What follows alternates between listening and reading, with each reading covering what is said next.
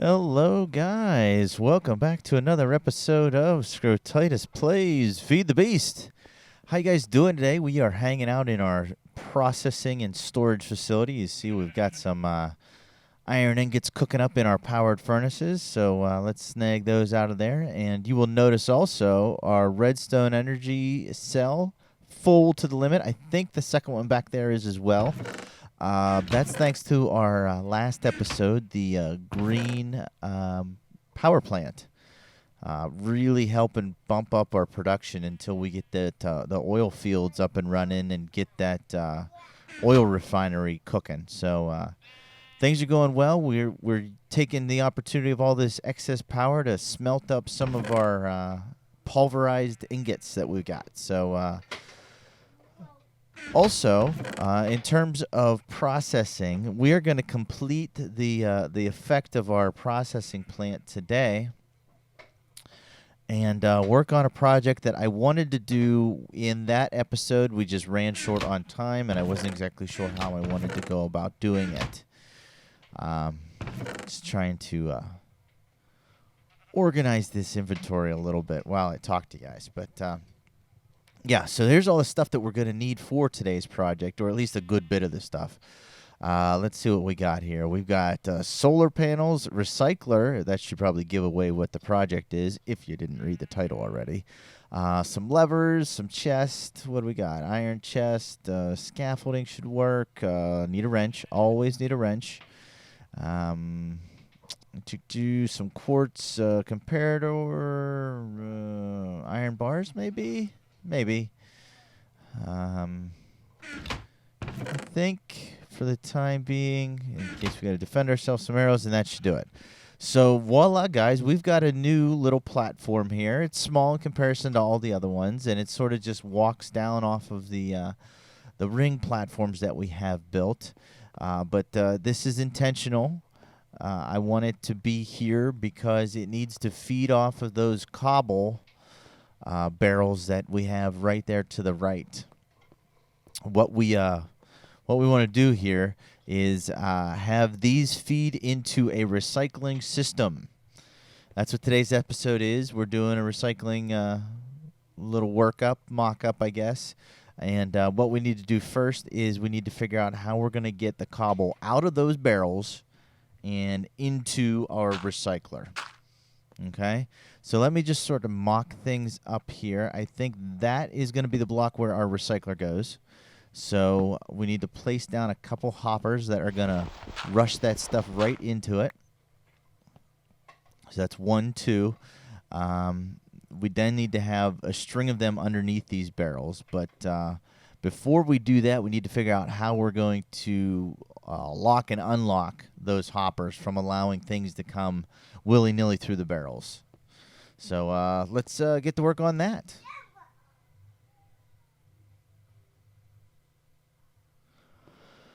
All right, guys, a good bit of time has passed, but I think I've got our redstone wiring all figured out for the basically turning the machine on and off, okay?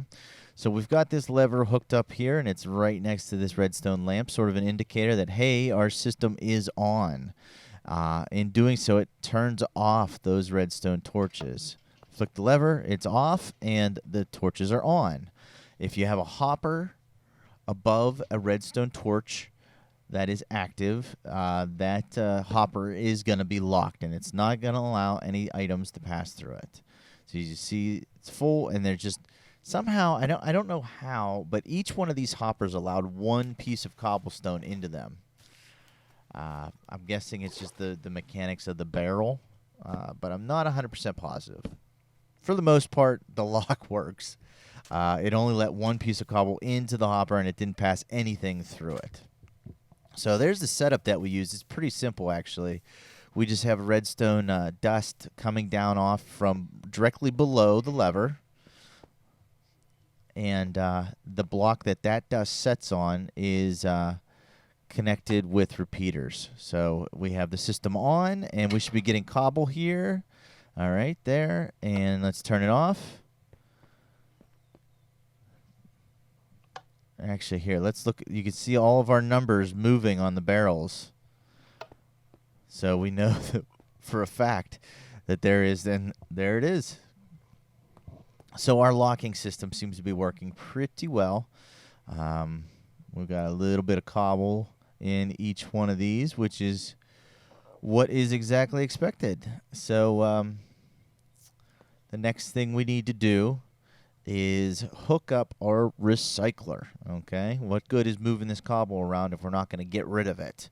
And I love building these things with the recyclers. I think they're it's so much fun, the randomness of what you can get from those recycled boxes that you create from scrap. So what we need to do is hook up a power source to this recycler so it will actually function. And with that, I decided to go with solar panels. Since this isn't a high priority system, it doesn't need a lot of power, and we don't need to make sure that it runs at all hours of the day. So, or day and night, I guess I should say. So I just went with one solar panel, and there you go. You see we got enough daylight, and it is working. You might be able to hear it too. No. All right, it's a little too faint. But what we now need to do is figure out how we're going to pass the items out of our recycler and down the line throughout the processing. I'm a huge fan of hoppers, so we're going to stick to using them. And they seem to always extract the output of whatever machine you connect them to. Doesn't matter if the output's on the side, on the right side, left side, bottom, wherever the output displays in the interface, it seems to extract it. So we're getting scrap out, and it's going into this chest, which is exactly what we want. Now we need to figure out, okay, how are we going to get it out of the chest? I came up with a sort of unique way, I think, of doing this that's sort of hands-free, where you don't need to turn it on and off. It will automatically, if there's something in that chest, it's going to get moved on down the line. And to do this, we make use of... Actually, let me get a little bit more going down through here, because we're going to need 8 pieces of scrap. 1, 2, 3, 4, 5, 6... Yeah, I think we're going to need 8, maybe 9. I don't remember. We're going to need 8 or 9 pieces of scrap for our auto crafting, our auto workbench. So anyway, I'm getting ahead of myself. Let's get some things placed down so you can kind of visualize what we're talking about. We're going to put a piece of dirt here so we can put our auto crafting table on top of it and get rid of that dirt.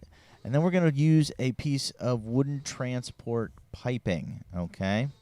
And I think that's the way we need that set up. Let's see. All right. And yeah, we want it to come out and then into our crafting bench. Now, you may be thinking that it's going to go back into the recycler, and actually it won't, because the side does not accept inputs for these machines. So it's actually all good. Now, the process of getting the things to pump out of this chest is pretty simple. We're just using a comparator, which is going to say, hey, there's something in this box or in this chest, whether there's one thing or 20 things. We're going to pass that signal then into a block and put a speck of redstone dust on top, which will power this redstone engine. That redstone engine will then allow the wooden transport pipe to suck things out, and you'll see the scrap came out, but it didn't go into our workbench like we wanted. The reason it didn't is because there wasn't one placed in there yet. You see, I got some in there now, and there it goes. All right, so now all we need to do is wait till we get all 9 pieces into that. And actually, we can be a little sneaky and take them out. But you can see here, with just one item, it still is enough of a redstone signal to get the redstone engine fired up and pumping out. So that's not really a concern for us right now. Where did my scrap go? Did I not just have a whole bunch of scrap? I thought I did. Let's see here. We are going to need some iron, I think. Yep, there we go. I need to make another hopper. So I think by now we all know that that recipe, that crafting recipe. That's one of my most popular items to craft, at least. So we need to get the items out of the auto crafting bench now and into our dispenser. This is really easy, and we're just gonna do a little loop-de-loop down right out of there with one hopper into the dispenser, and we actually need to have an output first, don't we? There we go. There's our scrap box. So once we get one more, there we go, it'll start making it, and that will appear down in our dispenser. Now we need to set up a similar sort of redstone configuration so that our dispenser fires whenever it has something in it. So let me go ahead and clear some more room for some wiring. I didn't build this platform exactly the way that we needed to, but there we go. It's saying that we've got something in there. And if we put a block there, we're going to get our signal, and that's not going to work, is it? All right. This is why I should plan things out a little bit more before I go jumping gun-ho into recording an episode. Need to get a couple more pieces of material here. I want to see if this will pass a signal through it. I'm not sure. I know that some glasses act like blocks. No. Okay, this glass actually just acts like glass, meaning that it's a transparent block. So we're going to have to figure something else out. All right, guys. So we did a bit of redstone configuring, and we got it to work with a little bit of a change, but I think it's going to work out for the best anyway. So we're going to have the auto workbench deposit into a hopper, which will feed into a dropper, which will then shoot up into the dispenser, and then the dispenser will be triggered and fire the item onto this contraption that we're working on right now. It's actually just going to be a little handy-dandy conveyor belt that's going to pass the items down into our silver chest here. I think it's a silver chest. There we go. So let's throw this together real quick. Where's it at? Where? Thought I had everything. Sorry, guys. A lot of running back and forth today. I just wasn't 100% prepared with the inventory that I was going to need to record this episode. So let's grab some glass here, and I think we're going to make... Let me see. What we need to do? We're going to need another hopper still. I should have had these made in advance. All right, there we go. There's another hopper. And that should take care of everything that we're going to need. So plunk that down. And let's go ahead and let's see here. We need to power our hopper, which this block will do that. And now our dispenser has the scrap box in it. But we now need to have our dispenser powered with that same pulse so that it fires the scrap box out of it and gives us whatever it's going to give us. Hopefully diamonds. That's my evil villain laugh if you guys didn't know. All right, so we've got it all hooked up now. We've got a repeater here, which is passing a signal from the block behind it, which is getting the signal from a torch. Let's just show you what happens here. So there's the cobble that came out. We put it in the hopper down below. It goes into the dropper and goes up through the system. Dropper fires into dispenser, and dispenser fires onto the conveyor belt we're going to be placing now. We want to make sure that we have glass walls on either side of this so that the item flows where we want it to, which is down into this hopper. And we're going to put a piece down on top of it as well. Now, let's try these iron bars to see how they look here. I'm not sure if I'm going to like this. Let's take a look at this. Boy, you know, I don't know if I like the way that looks. Let's see if we can get an item to go through the system. It feels like it's too restrictive in the vision. I like the way that it looks, but functionality-wise, I don't think it's going to work. Let's try this with some glass panes instead of the iron bars and see what that looks like. And nothing came through yet. Taking its sweet old time. There's a piece. Is that enough to send it off? No, I don't think it is. All right, let's get these in place here. And, okay, that should do that. And these cobble were actually just test pieces. We actually want nice-looking blocks, so let's use... Actually, yeah, let's use 2 half slabs. I think that looks pretty good. Now, we can't really do much in terms of wrapping around, so our design is a little flawed. It doesn't match all the other ones, but it's pretty close. It'll work. Given that it's sort of tucked away down low here, I don't think it's going to make that big of a difference that the platform doesn't match 100%. So we're waiting for 2 more pieces of scrap here, and we should hopefully be getting it soon. Let's see. Yeah, we're getting all the... Yeah, no, they're moving. All those numbers are moving. So we're getting cobble. We just got to sit around and sort of wait and see when we're going to get our piece. Oh, there we go. Was that it? I think that was it, guys.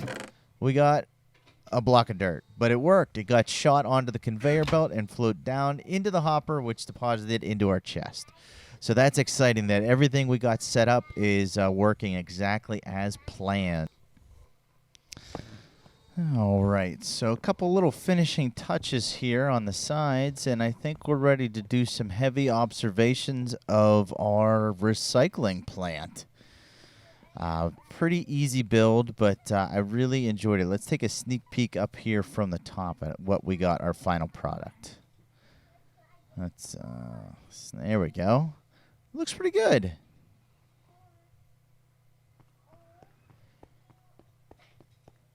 All right, guys, so I just want to run over here real quick, show you. I'm messing around with a little idea here for this tunnel way. You got some glowstone and some iron bars, some nether brick. I don't know what you guys think about that, but I wanted to show you this. I rewired and replumbed our green power plant, and I did tons of work here. Thanks to some comments on the previous video,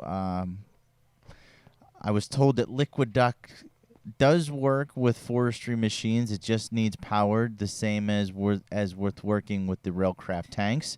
So that's what we have set up here. We also switched our... we're not using water any longer for our squeezers. We're using the fruit juice actually produced from the squeezer. We're sending that into the fermenters. And check out this comparison, guys, all right? Let me find it here. If you use water in the fermenter with the plant ball and the mulch... Wait, that's fruit juice. We got to find the water here. Hold on. Fermenter. And where's the water? There's the water. Nope, that's not it. That's the compressed plant ball. Okay, hold on. Where is it? Where is it? Where is it? It's right around here somewhere. All right, hold on. Plant ball. You guys could look this up on your own probably quicker than I can show you. Here it is, water. 0.2 water turns into 0.2 biomass, okay, with the plant ball and the mulch, which is the exact setup that we're using for our now, if we do the fruit juice, 0.2 amount, right, produces 0.3 biomass, okay? So we get 0.1 units, which I know it's probably not much. It doesn't sound like much, but the production levels is much. So what we've done then is we ran that biomass back into our 2 biogas engines. We had 4 here before that were producing 1 MJ per tick, so 4 total MJs per tick. Now we have 2, both producing 5 MJs per tick, so we have a total of 10 MJs per tick, powering our tree farm and our squeezers and our fermenters. So we've got lots more power, which should allow it to run quicker, which in turn should provide more biomass, which then ipso facto should produce more power over here, guys. So thanks for the tips, guys, that you left on the last episode. Sorry that the names are eluding me right now. But actually, you know what? Check out the screen. This is who left the comment. Thank you very much for that helpful tip. Let me show you over here real quick. We've gotten everything cleared out now. Now that we moved the recycler, we went ahead and we took out the generators and the MFEs, and it's all pretty much down there now. And we're gonna hold on to the other pieces for just a little bit longer. All right, but I think that is gonna do it for us today, guys. Really like the way the base is shaping out here. The mix of the nether quartz and the smooth stone slabs. Ouch. I actually have a plan I want to do for that to prevent that fall from happening. But this is our recycling facility. I think that's what we're going to call it for the time being. But that's the episode, guys. That's going to do it for episode number 9 of Scrotitis Plays Feed the Beast. I want to thank you guys all for your support, for the comments you've been giving me, for the likes. Keep them coming. We appreciate it here. I will check you guys all in the next episode. We will see ya.